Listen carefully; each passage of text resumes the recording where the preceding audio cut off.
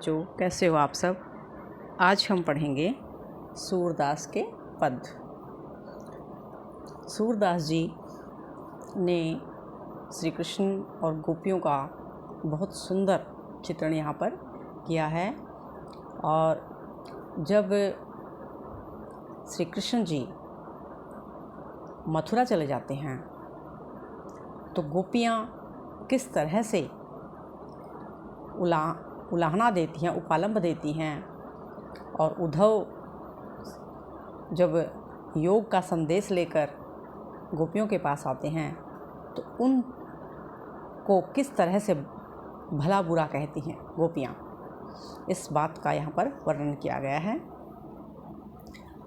उद्धव तुम हो अति बड़भागी, अपरस रहत स्नेह तगातै, नाहिन मन अनुरागी, पूरे निपात रहत जल भीतर, तारस देह न दागी, जो जल महा तेल की गागरी, बूंद न ताको लागी, प्रीति नदी में पाऊ न बोरियो, दृष्टि न रूप परागी, सूरदास अबला हम भोरी, गुर चाटी जो पागी।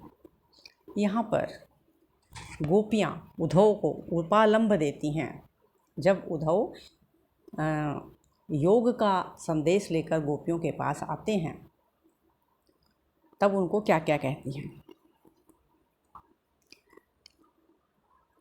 उद्धव तुम तो बहुत भाग्यशाली हो, उनको व्यंग कर रही हैं और एक तरफ उनको बड़भागी बोल रही हैं कि तुम बड़े भाग्य वाले हो, लेकिन वास्तव में वो क्या उन पर व्यंग कस रही हैं कि तुम बहुत ही बड़भागी हो, भाग्यशाली हो, क्योंकि तुम प्रेम के बंधन से हमेशा दूर रहे हो।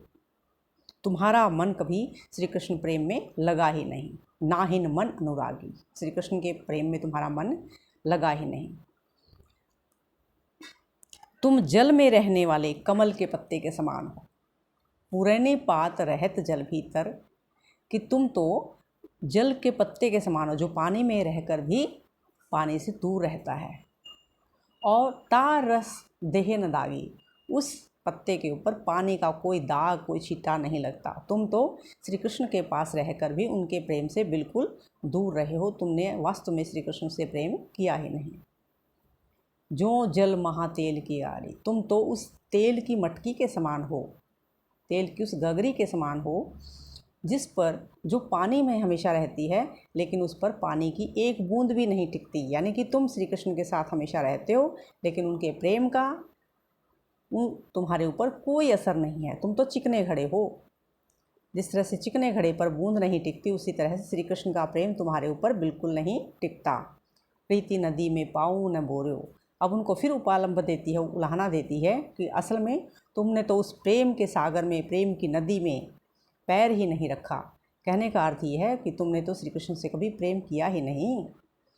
सूरदास जी कहते हैं कि गोपियाँ कहती हैं ये तो हम ही हैं जो इतनी भोली हैं। जिस तरह से चींटियाँ, यानी कि जो चींटी होती हैं वो गुड़ खाने के लिए गुड़ पर चिपट जाती हैं और फिर अपने प्राण त्याग देती है, उस गुड़ से उनसे निकला ही नहीं जाता। हम तो वैसी हैं, हम गोपियाँ तो वैसी हैं चींटी के समान, जो श्री कृष्ण के प्रेम में तो पड़ गई, अब हमें उससे निकलना नहीं आता। हमारे तो प्राण ही जा सकते हैं लेकिन हम श्री कृष्ण को कभी छोड़ नहीं पाएंगे, भुला नहीं पाएंगे। और यहाँ पर ये कृष्ण हैं, गोपियाँ, ये उद्धव है जो ज्ञान का संदेश यहाँ पर लेकर आए हैं। और गोपियाँ उनको किस तरह से उपालंब देती हैं, उलाहना देती हैं। और दूसरे में यहाँ पर दूसरे पद में गोपियाँ कहती हैं,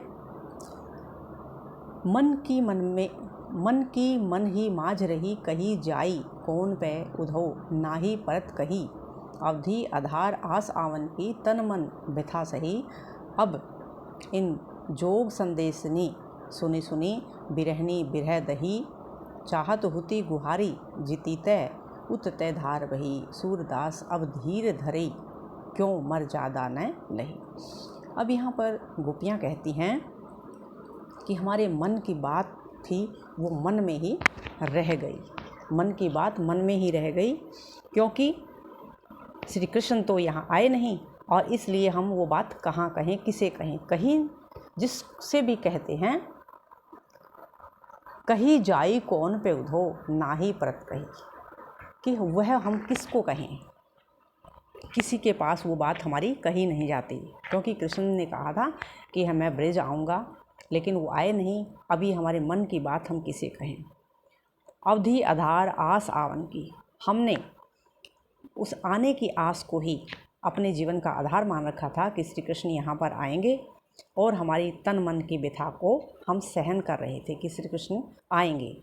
लेकिन अब तुम ये योग का संदेश लेकर हमारे पास आए हो। इस योग के संदेश को सुनकर तो हमारी जो विरह है, जो हमारा दुख है, वो और भी ज़्यादा दहकने लगा है, और भी ज़्यादा हो गया है। मतलब हम और भी ज़्यादा दुखी हो गए हैं। चाहती होती गुहारी जीती, हम जहाँ से गुहार लगाते हैं, श्री कृष्ण के पास संदेश भेजते हैं, कि श्री कृष्ण के पास जो मैसेज भेजते हैं, वहाँ से योग की, संदेश की धारा बहती है। कहने का अर्थ है श्री कृष्ण नहीं आते और उनके संदेश से आते हैं, अभी योग करो लेकिन अब जो सूरदास जी कहते हैं, गोपियाँ कहती हैं कि हमारे तो अब जो धैर्य था ना, वो अब समाप्त हो गया है, क्योंकि श्री कृष्ण ने उस मर्यादा का पालन नहीं किया। जो उन्होंने हमारे साथ वायदा किया था उसका पालन नहीं किया, और आने की बजाय वो संदेश हमारे पास भेज रहे हैं। तो इसलिए गोपियाँ श्री कृष्ण को उलाहना भी देती हैं और उद्धव को भी खरी खोटी कहती हैं। यहाँ पर गोपियाँ श्री कृष्ण को हारिल की लकड़ी समझती हैं। यहाँ पर उद्धव को कहती हैं कि हे उद्धव, हमने तो श्री कृष्ण को हारिल की लकड़ी समझा था। एक हारिल एक पक्षी होता है, और वो अपने दोनों पंजों में एक लकड़ी दबाकर ऊंची आसमान में उड़ान भरता है, और वो सोचता है कि जब तक ये लकड़ी मेरे पाँव में है तब तक मैं गिरने वाला नहीं हूँ। यानी कि ये उपालंब है, ये मेरा आश्रय है। आलम्ब उसको समझता है कि मेरा सहारा है, जब तक ये लकड़ी मेरे पैरों में है मैं गिरूंगा नहीं।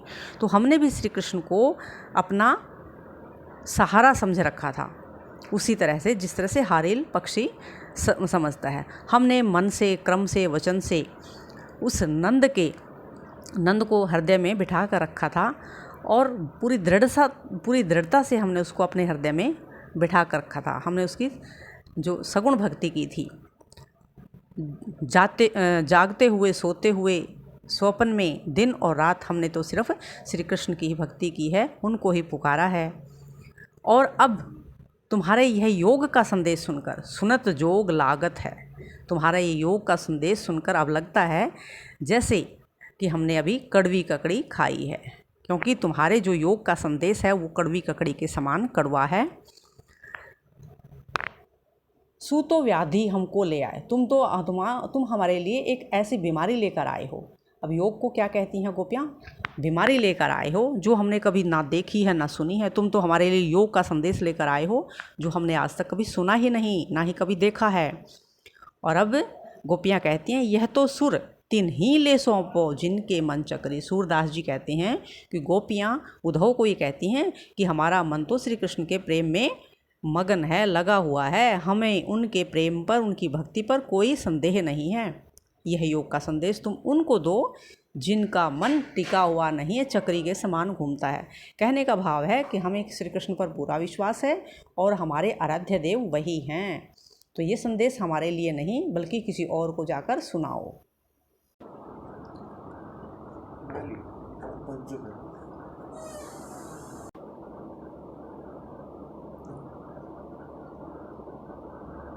यहाँ पर गोपियाँ कहती हैं कि श्री कृष्ण जी पहले ही बहुत चतुर थे और मथुरा जाकर और भी ज़्यादा चतुर हो गए हैं। हरि है राजनीति पढ़ी आए, हरि तो राजनीति शास्त्र पढ़ आए हैं। समझी बात कहत मधुकर, और यह बात वो उद्धव को कह रही हैं। जैसे ही उन्होंने योग का संदेश उनको सुनाया तो उनकी यह बात सुनकर गोपियों ने इसका जवाब दिया।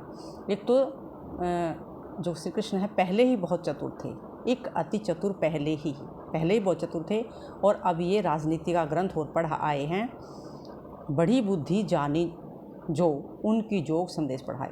अब हमें लगता है कि उनकी बुद्धि और ज़्यादा बढ़ गई है, ये राजनीति शास्त्र पढ़कर उनकी बुद्धि और ज़्यादा बढ़ गई है, इसीलिए तो उन्होंने आपको योग का संदेश पढ़ाकर यहाँ हमारे पास भेजा है।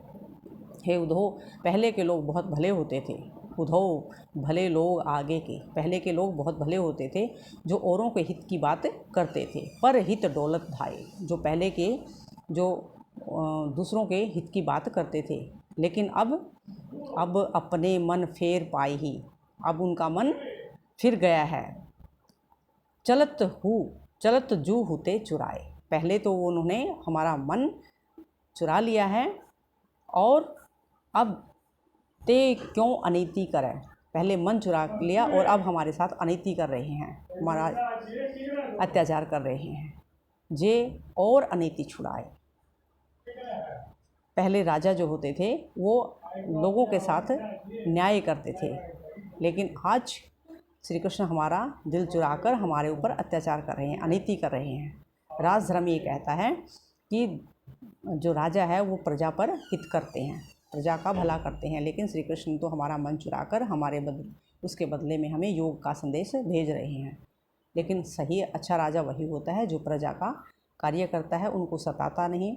अब गोपियाँ श्री कृष्ण को कहती हैं कि हमारा मन चुराकर उनके बदले में हमें जो योग का संदेश दे रहे हैं, ये उनकी सही बात नहीं है। उन्हें हमारे प्रेम को स्वीकार कर लेना चाहिए। ओके बच्चे।